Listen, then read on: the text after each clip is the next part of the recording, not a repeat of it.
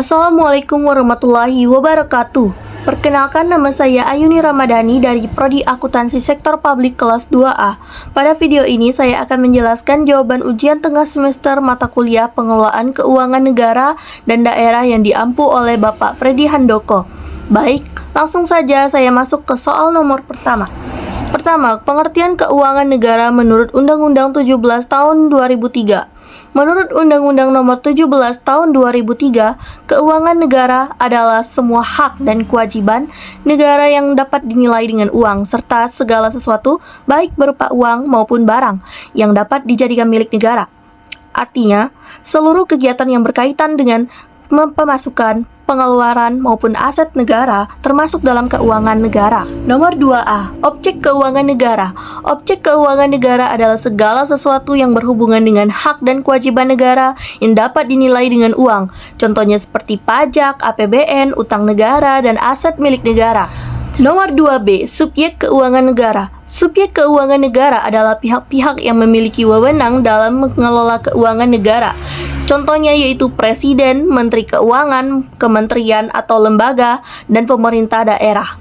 Nomor 2C. Proses terbentuknya keuangan negara.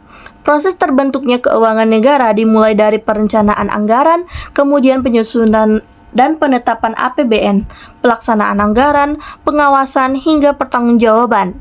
Nomor 2D. Tujuan keuangan negara. Tujuan keuangan negara adalah untuk membiayai penyelenggaraan pemerintahan dan meningkatkan kesejahteraan masyarakat. Contohnya seperti pembangunan jalan, pendidikan, kesehatan, dan bantuan sosial. Nomor 3. Ruang lingkup keuangan negara menurut Undang-Undang 17 Tahun 2003. Ruang lingkup keuangan negara meliputi hak negara untuk memungut pajak, melakukan pengeluaran negara, mengelola kekayaan negara, serta segala bentuk penerimaan dan pembiayaan negara. Yang keempat, penerimaan, pengeluaran, dan pembiayaan negara. Penerimaan negara adalah uang yang masuk ke kas negara, contohnya pajak dan bea cukai. Pengeluaran negara adalah dana yang digunakan untuk kebutuhan pemerintahan seperti pembangunan dan gaji pegawai. Sedangkan pembiayaan adalah transaksi untuk menutup defisit anggaran, contohnya pinjaman negara dan penerbitan obligasi. Kemudian nomor 5, bidang keuangan negara. Bidang keuangan negara meliputi perpajakan, penganggaran negara, pengelolaan aset negara, pemeriksaan keuangan, dan kebijakan moneter. Contohnya yaitu pengelolaan APBN, pemungutan pajak, dan pemeriksaan oleh BPK. Yang keenam, pihak pemegang kuasa pengelolaan keuangan negara. Pemegang kekuasaan pengelolaan keuangan negara adalah Presiden. Dalam pelaksanaannya, Presiden dibantu oleh Menteri Keuangan sebagai pengelola fiskal, kemudian kementerian atau lembaga yang sebagai pengguna, lalu pemerintah dalam pengelolaan keuangan daerah tersebut. Yang ketujuh, undang-undang yang mengatur kebijakan moneter.